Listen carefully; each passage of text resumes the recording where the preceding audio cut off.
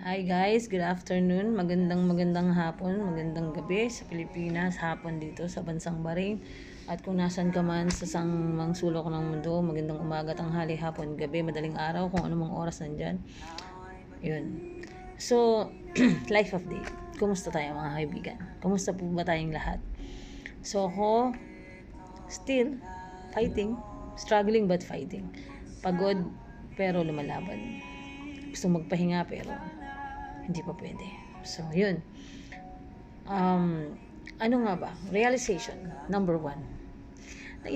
Napag-isip-isip ko lang that yung parang mga tao na nakasama natin before is not the same person na nakasama natin ngayon. Hindi dahil sa naging ibang tao sila, kundi dahil nagbabago naman talaga yung tao. Hindi dahil sa gusto nila, kundi talagang dala ng panahon. Gaya ng takbo ng mundo. So, dati, hindi naman siya yung madali, pero hindi siya ganito kahirap.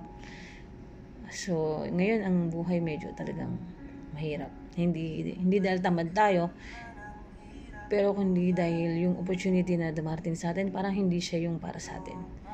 So ano bang dapat natin gawin? First, siguro dapat nating i-narrow down kung ano yung mga bagay na ginagawa natin sa hindi.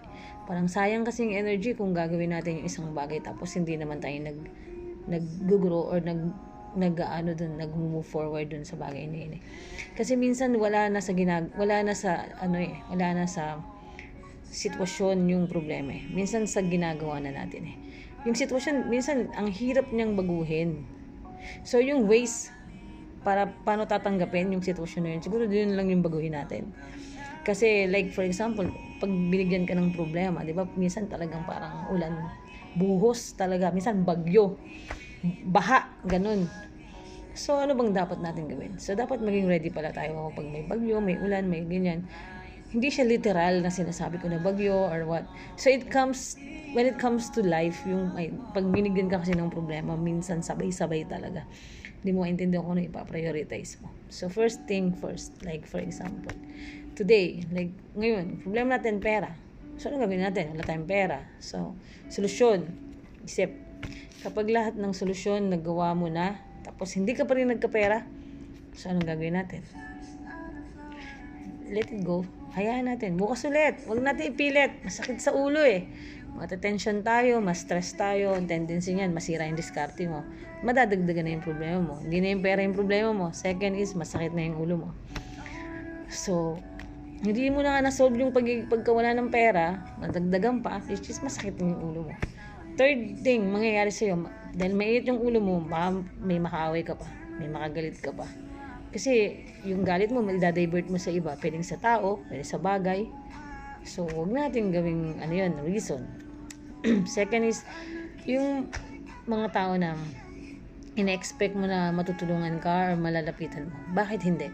Kasi hindi naman tayo pwedeng magalit sa kanila, hindi pwedeng magtanim ng sama ng loob. Unang-una, may mga certain priorities bawat tao. Meron din silang mga bagay na sinisettle sa sarili nila. Baka hindi pa kasi sila tapos doon, tapos lalapit tayo.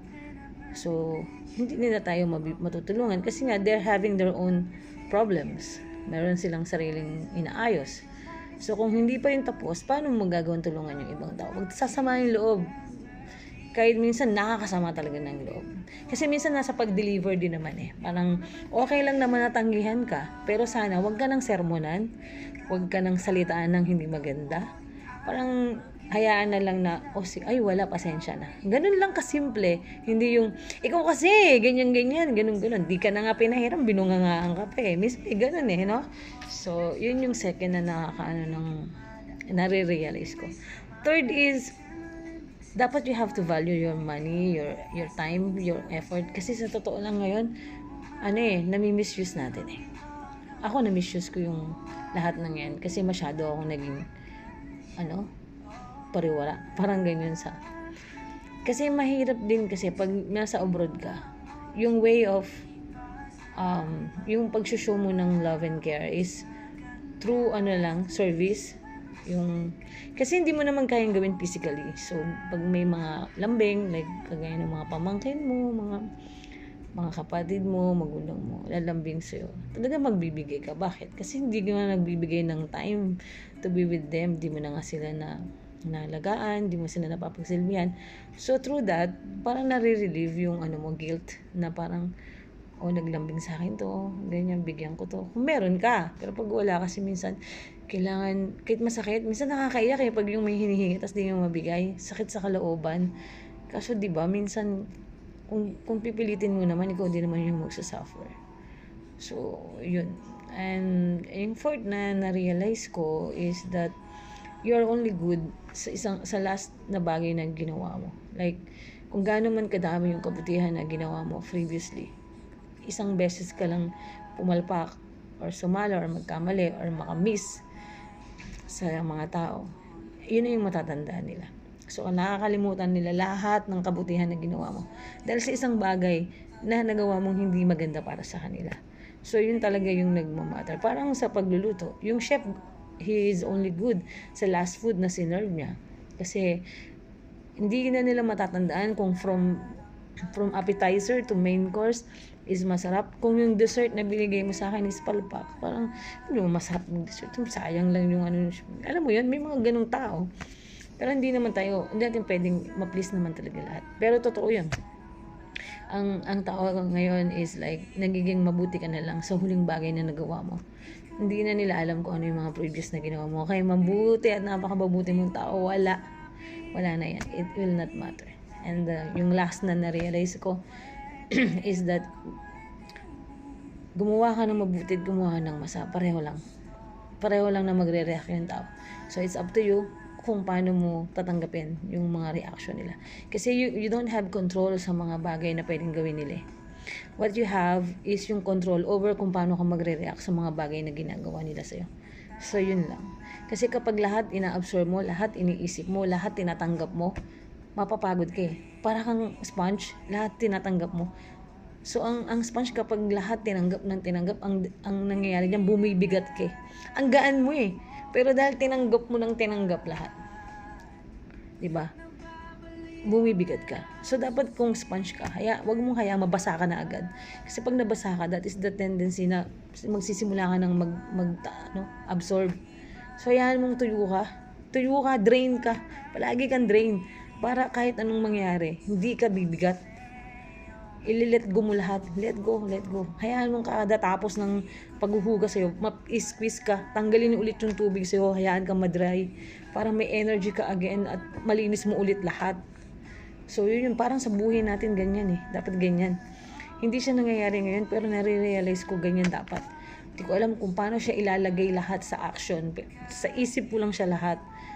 Ang hirap din kasi mag-decide at gumawa ng isang bagay. Kahit gawin mo man siya ngayon ng maayos at mabuti, palaging may nasasaktan, palaging may nasasagasaan, palaging may nagre-react. Di mo maintindihan. Anak ka ng kalabaw. So, bahala na.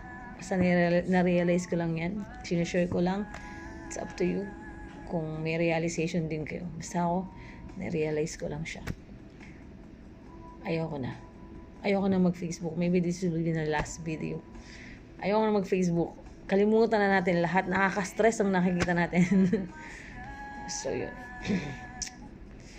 Life is so beautiful. Life is so good. God is so good.